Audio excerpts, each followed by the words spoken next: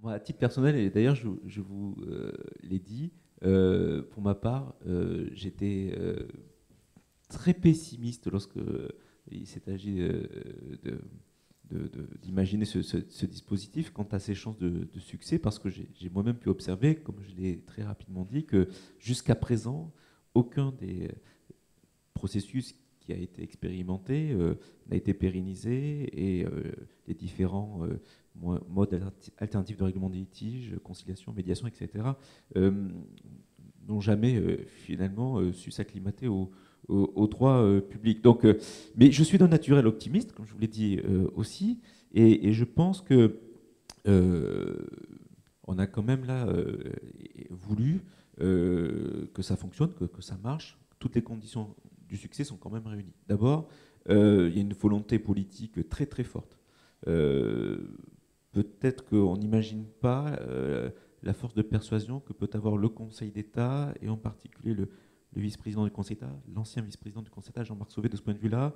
Le Conseil d'État est l'artisan principal du développement des marles, et au-delà de vouloir promouvoir ce dispositif, a justement voulu mettre en place un certain nombre d'éléments qui permettent justement le succès de cette démarche. Donc, ils ont créé un certain nombre, voilà, de commissions, de dispositifs qui vont veiller au bon déroulement de cette expérimentation pour en tirer des enseignements, etc. D'ailleurs, la loi et les décrets qui la complètent prévoient que les centres de gestion doivent régulièrement, chaque année, rédiger un rapport qui vise justement à souligner sans doute à la fois les forces et les faiblesses de ces dispositifs. Donc il y a vraiment la volonté déjà de très largement promouvoir ce dispositif en le rendant obligatoire. D'autre part, de l'évaluer régulièrement. Au-delà de ça, il y a la volonté politique aussi de former les médiateurs. Il y a la volonté politique de faire évoluer la formation des avocats. Pour vous en donner un exemple, par exemple, à l'école des avocats de Bordeaux, depuis peu, un module de formation est dispensé auprès des avocats au titre de la formation continue pour les aider à appréhender ce processus. On commence à enseigner dans les universités la médiation. On peut imaginer que les syndicats, par exemple des fonctionnaires publics territoriaux, suivent des formations aussi, etc. Tout ça pour dire qu'au final, on peut imaginer que peu à peu, cette culture de la médiation, encore une fois, je l'ai dit très rapidement, mais la France n'est pas une terre fertile de ce point de vue-là, et c'est pas la terre d'élection de la médiation, mais on peut imaginer que cette culture de la médiation, peu à peu, s'inscrit dans l'imaginaire collectif et au-delà.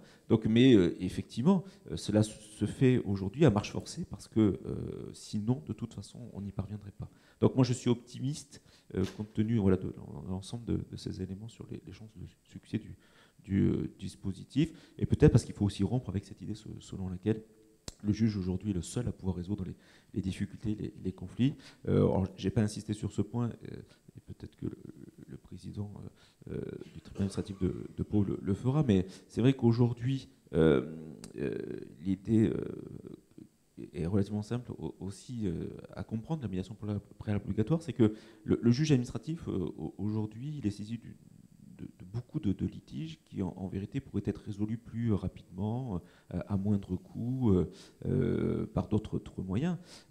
Il n'a plus aujourd'hui les moyens de traiter, voilà, tous les recours qui nous sont présentés. On peut comprendre que le juge ne doive se consacrer qu'aux litiges qui le méritent, d'une certaine manière, et on peut aussi s'en réjouir, parce que ça veut dire aussi qu'il examinera avec plus de sérieux, de temps, peut-être les requêtes qui méritent d'être examinées par le juge. Encore une fois, voilà, il faut rompre avec cette idée selon laquelle le juge est le seul qui puisse trancher un litige, qui puisse mettre à un conflit, même si c'est une idée qui ne va pas s'imposer facilement dans nos esprits latins.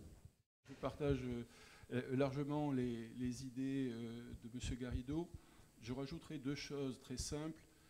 Premièrement, la simplicité de saisine du médiateur. Les collectivités doivent communiquer autour de ce système qui est simple. Il suffit pour l'agent de saisir le médiateur avec son argumentation sur une feuille, et puis la décision attaquée ou l'accusé de réception justifiant qu'il y a une décision implicite qui l'attaque. Donc, je dirais, c'est d'une simplicité biblique, quasiment. Hein. La deuxième chose, je crois que la garantie du succès du système, c'est la bonne marche des premières médiations. Il faut que les médiateurs qui ont été désignés dans les centres de gestion s'efforcent de réussir et de façon à ce que l'on sache qu'effectivement ce processus fonctionne. Je vous l'ai dit tout à l'heure, il y a eu des médiations qui ont été déjà réalisées avec succès. Et pour que le processus fonctionne, il faut que l'agent ait la certitude que le médiateur remplit les conditions qui sont prévues par les textes, notamment en ce qui concerne la formation, et puis remplit des conditions d'impartialité et d'indépendance.